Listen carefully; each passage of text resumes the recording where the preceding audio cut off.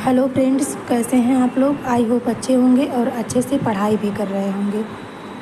Friends, घटना चक्र Sanskrit TGT PGT में आज हम लोग अभिज्ञान शाकुंतलम चतुर्थ अंक के पार्ट को देखेंगे। इससे पहले की वीडियोज़ अगर आप लोगों ने नहीं देखी है तो इसी चैनल पर जा कर के देख सकते हैं। मैंने सीरियल वाइज प्लेलिस्ट बना दिया है, उसमें कोई परेशानी नहीं होगी देखने में। क्रमशः वीडियोज़ को मैंने रख दिया है प्लेलिस्ट में। चलिए देखते हैं। इसमें पहला क्वेश्चन इसमें है, अभिज्ञान शाकुंतलस्य प्रारंभे नांदी पद्ये सृष्टु आद्या सृष्टि कह का। तो इसका हो जाएगा जलम। इसकी व्याख्या है, सृष्टुराद्या सृष्टि जल के लिए कहा गया है नांदी पाठ में। या सृष्टुराद्या का अर्थ है जो विधाता की सर्वप्रथम सृष्टि है, अर्थात जल रूप मूर्ति। अभिज्ञान शाकुंतलम में नांदी पाठ के अंतर्गत 8 मूर्तियों से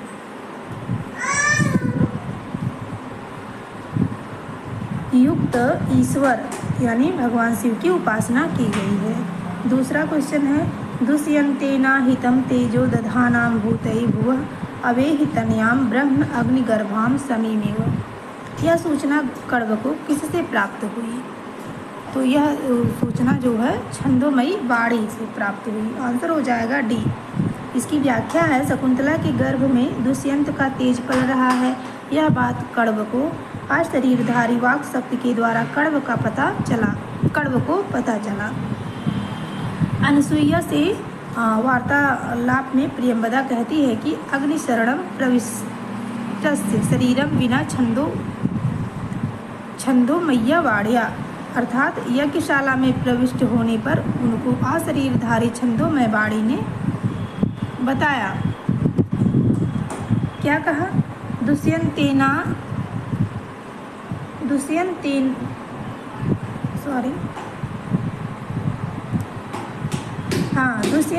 हितम तेजो दधानाम भूतै भुवः अवेहितन्याम ब्रह्म अग्निगर्भा समीमेव।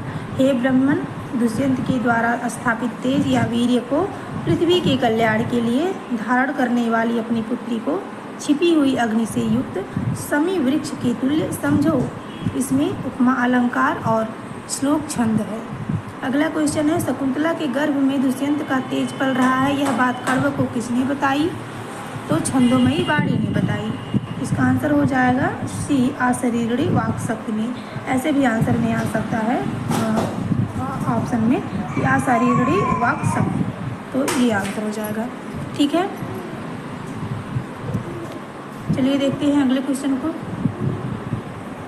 शकुंतला के गर्भ में दुष्यंत का तेज पल रहा है, कण्व को किसके द्वारा पता चला? देखिए ये क्वेश्चन कितनी बार रिपीट हुआ है, तो ये बहुत इंपॉर्टेंट क्वेश्चन है।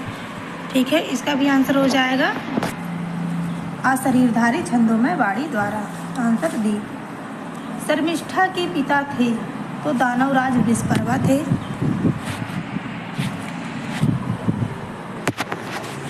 इसकी व्याख्या है, शर्मिष्ठा के पिता दानवराज वृषपर्वा थे, चंद्रवंश में उत्पन्न राजा नहुष के 5वें संतान। ययाति चंद्रवंश के संस्थापक राजाओं में से एक था। उसकी 2 पत्नियां थीं। दानवों के गुरु शुक्राचार्य की पुत्री देवयानी, दानवों के राजा वृषपर्वा की पुत्री शर्मिष्ठा देवयानी के साथ सेविका के रूप में आई थी, परंतु उसकी सुंदरता आदि पर मुग्ध होकर ययाति ने उससे गांधर्व विवाह कर लिया और उससे ही अधिक प्रेम करने लगा। ययाति के 5 पुत्र थे, उनमें शर्मिष्ठा का पुत्र पुरु भी था। ययाति के देवयानी के साथ दुर्व्यवहार पर शुक्राचार्य ने उसे ययाति को शाप दिया कि शीघ्र ही वृद्ध हो जाए। पुरु ने पिता की वृद्धता अपने ऊपर ले ली और पितृभक्ति के फलस्वरूप पुरुवंश का संस्थापक सम्राट हुआ।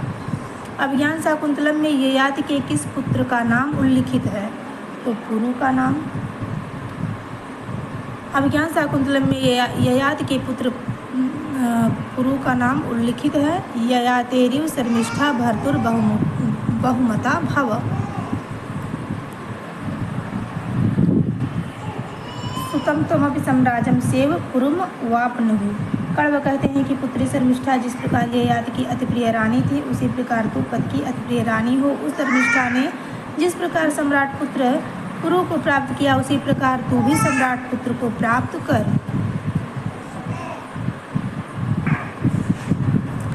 अब अगला क्वेश्चन है क्वेश्चन नंबर 7। सेयम याति शकुंतला पतिगृहम सर्वैर अनुज्ञायताम, यह किसने कहा, किसके द्वारा कहा गया है? तो ये वन देवियों ने कहा है। सेयम याति शकुंतला पतिगृहम सर्वैर अनुज्ञायताम, यह वन देवियों से कहा गया है। प्रस्तुत सूक्ति महाकवि कालिदास प्रणीत अभियान शाकुंतलम नाटक के चतुर्थ अंक के 9वें श्लोक से उद्धृत है, जिसका आशय यह है कि काश्यप या कण्व तपोवन के वृक्षों को संबोधित करते हुए कहते हैं कि जो विविध प्रकार के आपके सुख दुख की सहचारिणी थी, वह यह शकुंतला अब पतिगृह को जा रही है, तुम सब अपनी स्वीकृति दो। उपर्युक्त सूक्ति का कथन कण्व का है। अगला क्वेश्चन, सेयम याति शकुंतला पतिगृहम, तो इसके आगे का वाक्य लिखना है। इसमें जो है हो जाएगा सर्वैर अनुज्ञायताम। अगला क्वेश्चन है, सेयम याति शकुंतला सर्वैर अनुज्ञायताम उक्ति है, तो ये जो है सारंगरव की उक्ति है।